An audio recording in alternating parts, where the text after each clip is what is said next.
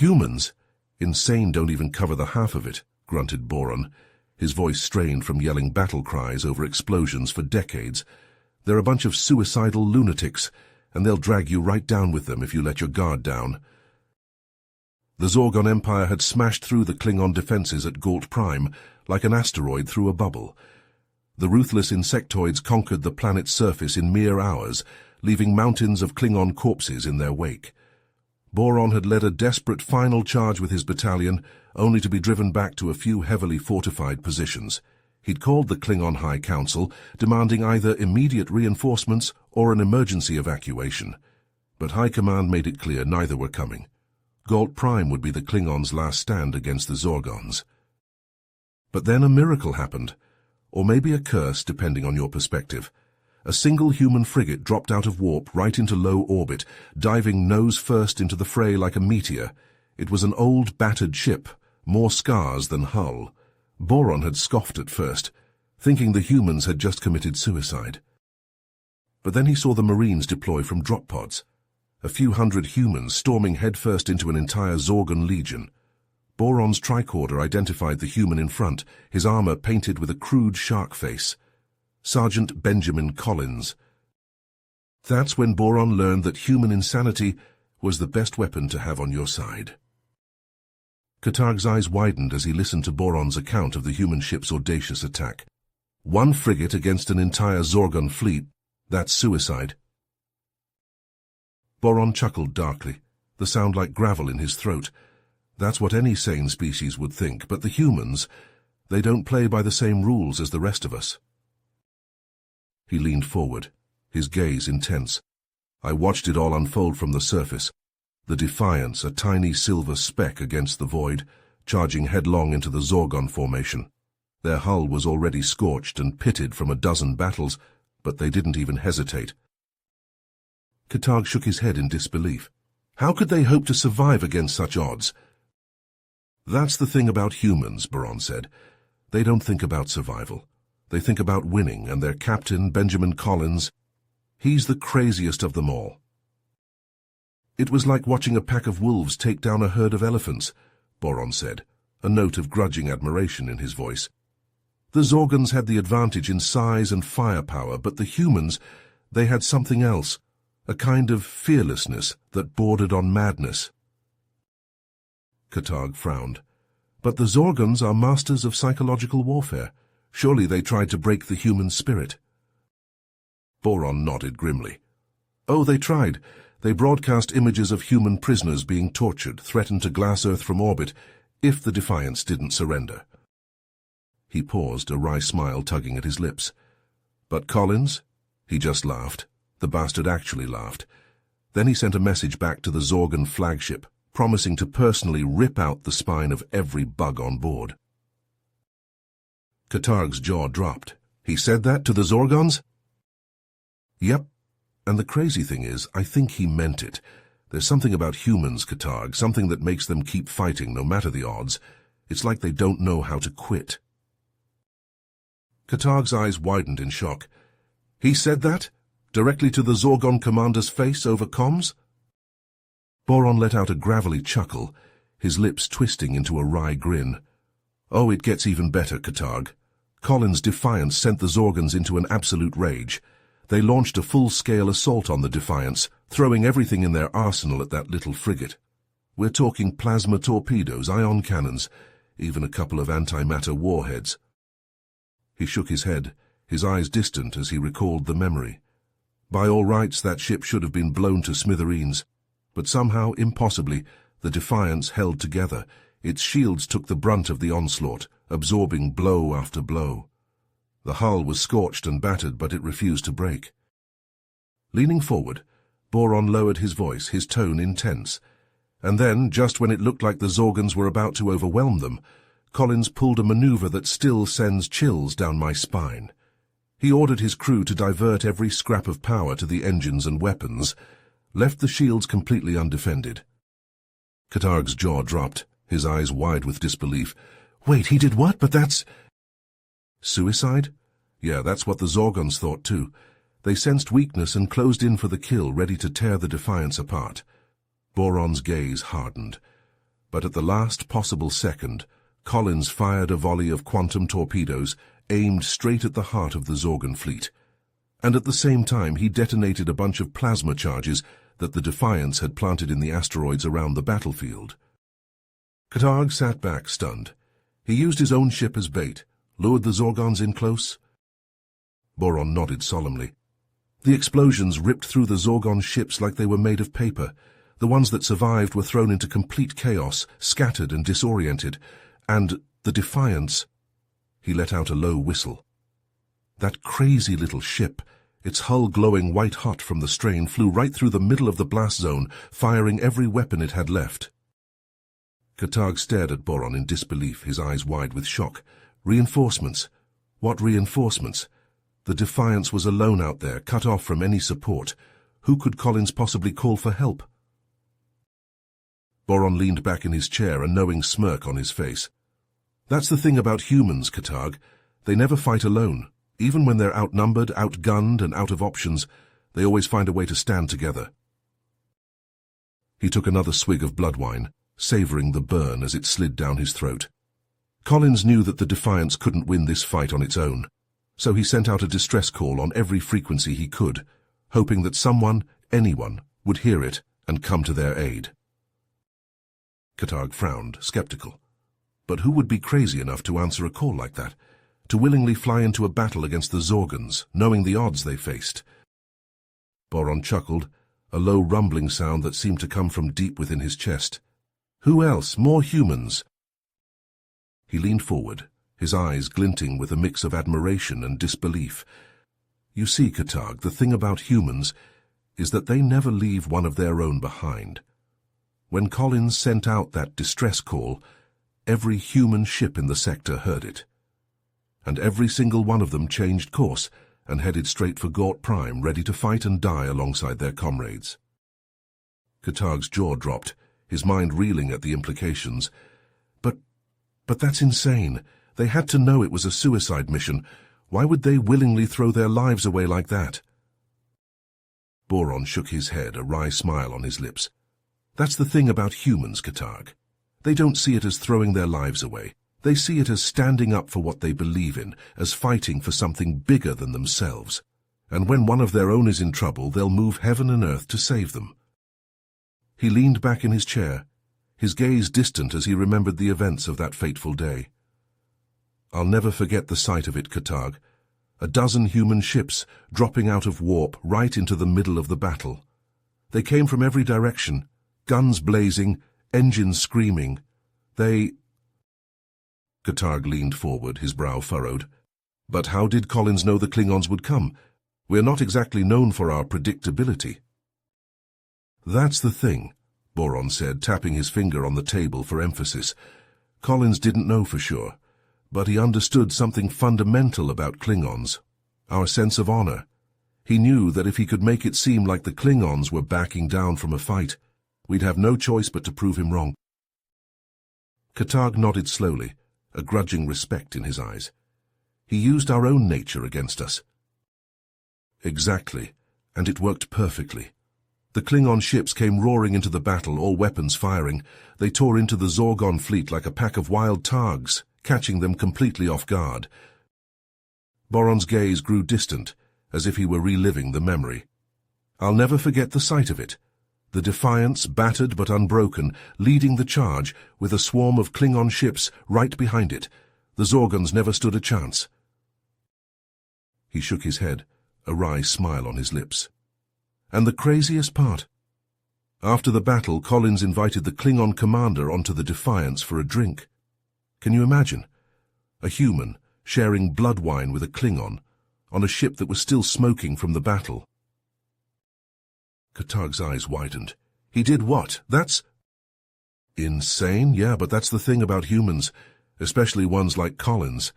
They don't think like us. They don't see enemies and allies. They just see people.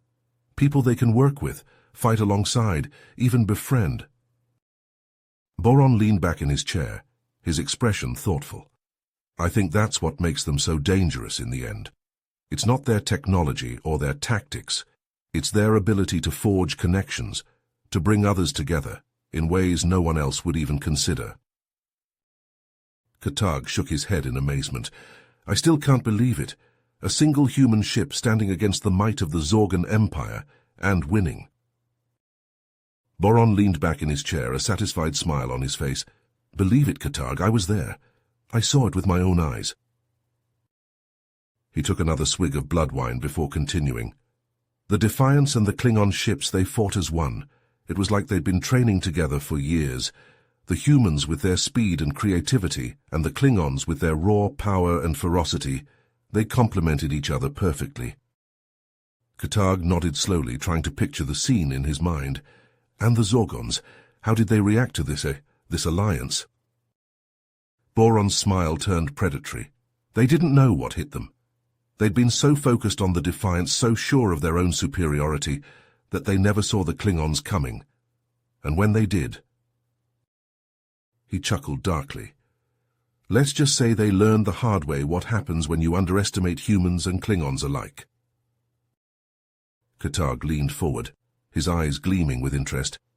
Tell me more about this battleship, the one that cornered the Defiance. How did Collins manage to destroy something so massive with just a few mines? Boron's expression grew serious.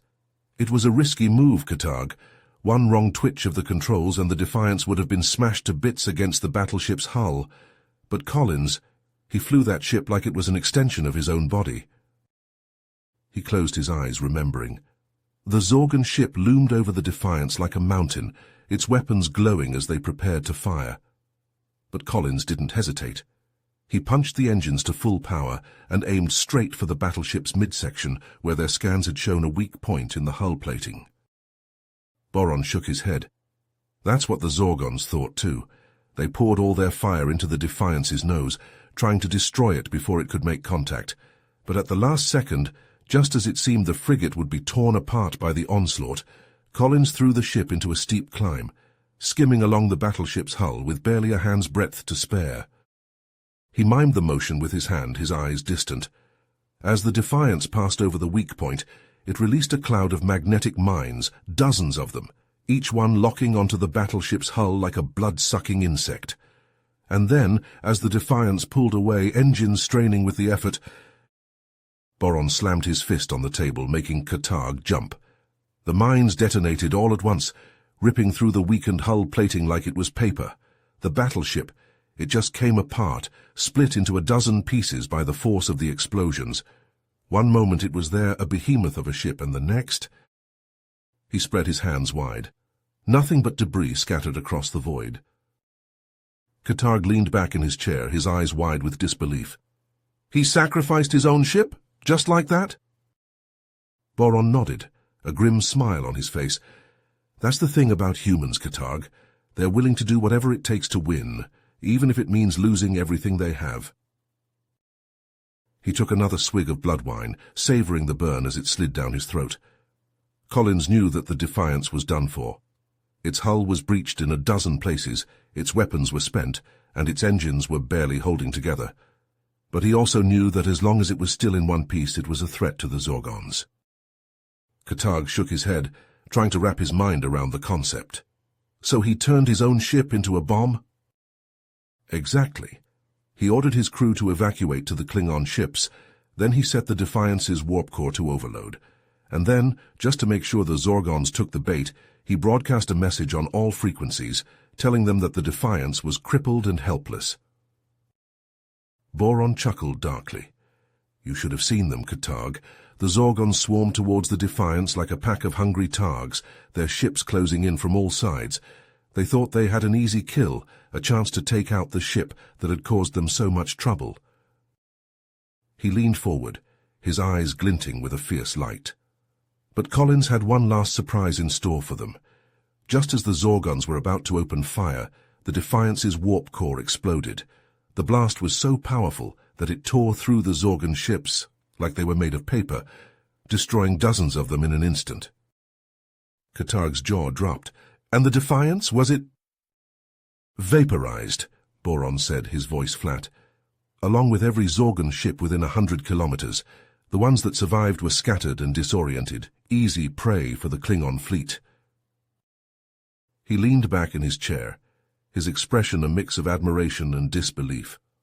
"I've seen a lot of things in my time, Katarg, but I've never seen anything like what Collins did that day. He sacrificed everything, his ship, his crew, even his own life, just to give us a fighting chance against the Zorgons."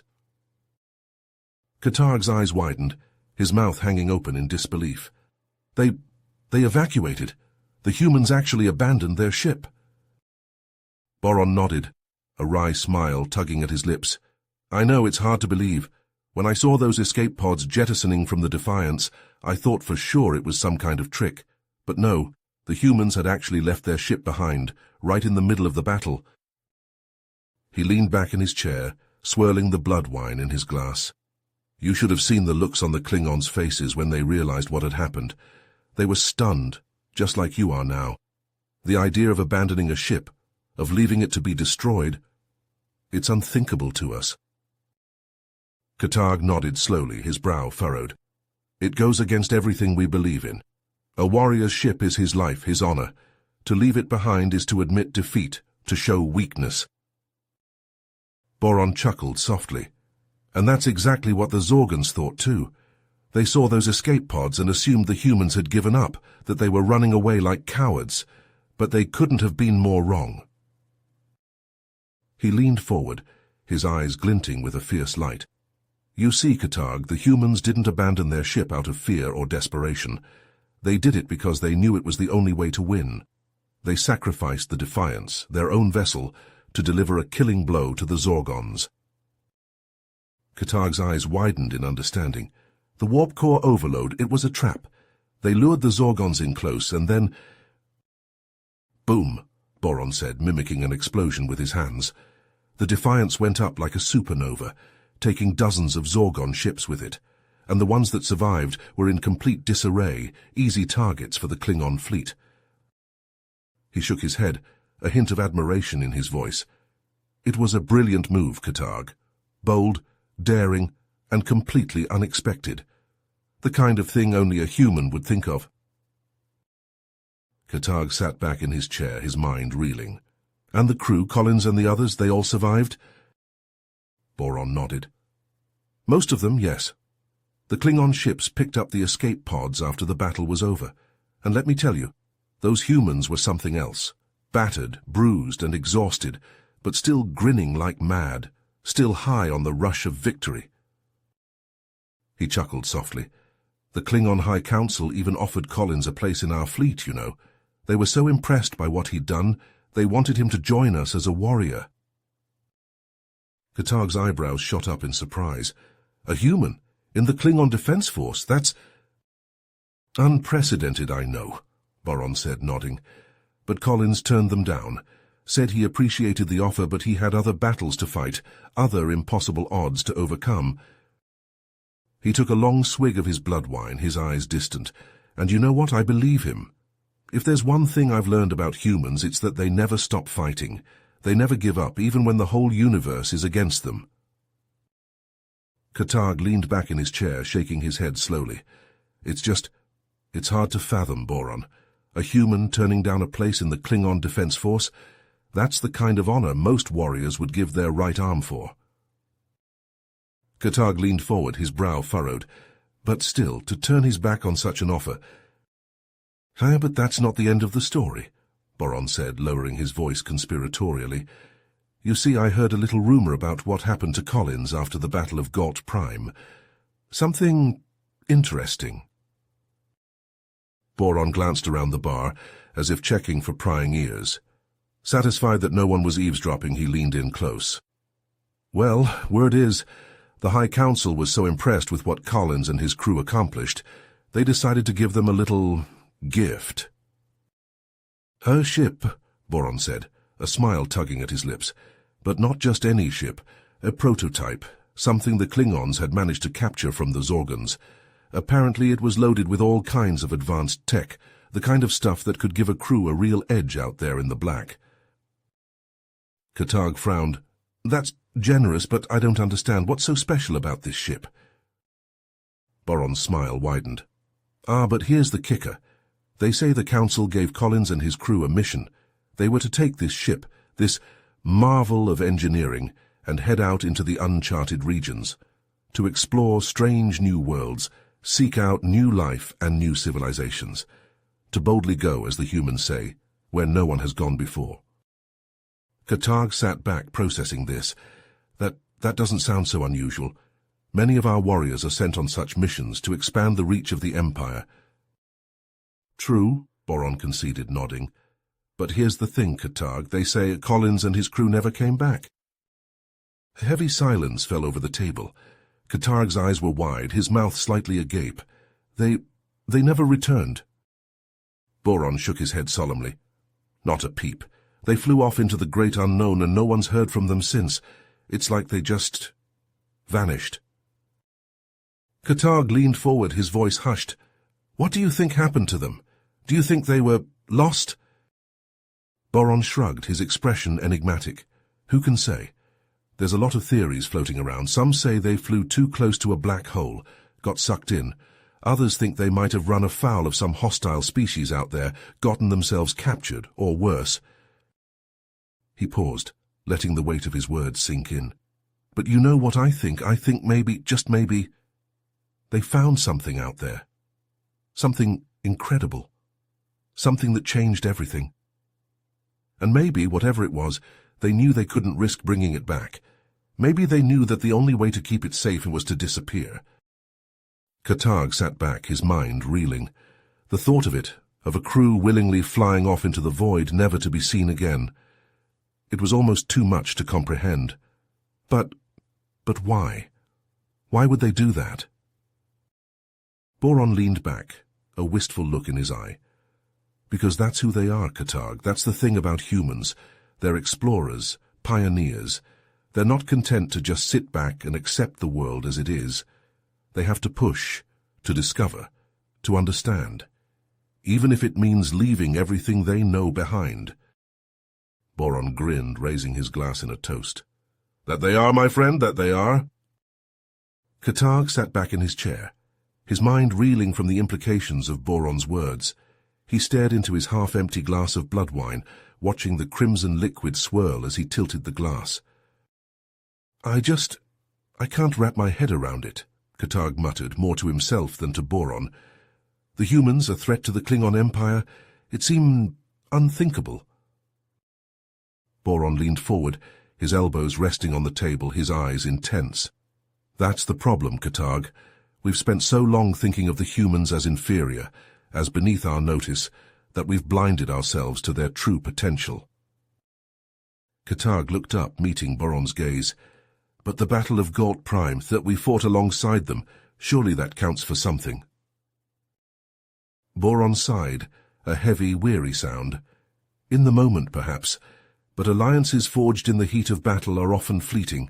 What matters is what comes after, when the dust settles and the dead are buried.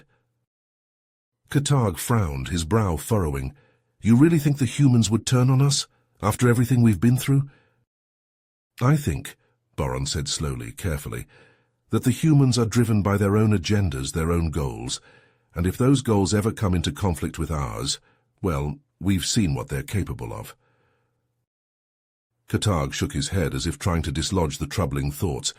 But surely there must be a way to prevent that, to ensure a lasting peace between our peoples.